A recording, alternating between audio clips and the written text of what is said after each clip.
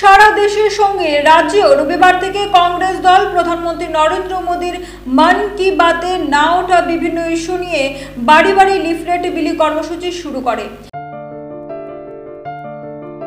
লিফলেটে তারা তুলে ধরেন 11 বছরের মন কি বাত এর অনেক পর্বই শোনা হলো, কিন্তু কোনো পর্বে সাধারণের জীবন যন্ত্রণা, নিত্য প্রয়োজনীয় পণ্য সামগ্রীর লাগামহীন মূল্যবৃদ্ধি, ক্রমবর্ধমান বেকারত্ব, সামাজিক অবিচার, নারীদের বিরুদ্ধে ক্রমবর্ধমান অপরাধ, এসটি, এসসি, ওবিসি ও সংখ্যালঘু প্রান্তিক জনগোষ্ঠীর জীবন যন্ত্রণার কথা শোনা গেল না।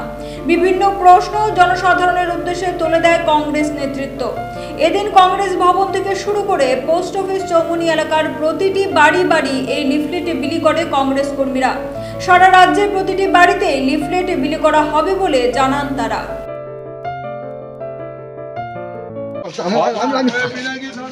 আজ প্রদেশ কংগ্রেসের কর্মসূচি অঙ্গ হিসাবে আমরা সারা ত্রিপুরা রাজ্যে একযুগে 60টা ব্লকে আমাদের লিফলেটের বাড়ি বাড়ি আমরা ডোর টু ডোর কর্মসূচি আজকে থেকে পালন করছি। আমরা 11 বছর যাবৎ ভারতের প্রধানমন্ত্রী নরেন্দ্র মোদীজি আমাদের মন কি বাত শুনিয়েছেন ওনার, কিন্তু জনগণের মন কি বাত উনি কোনো সময় শুনেন নাই।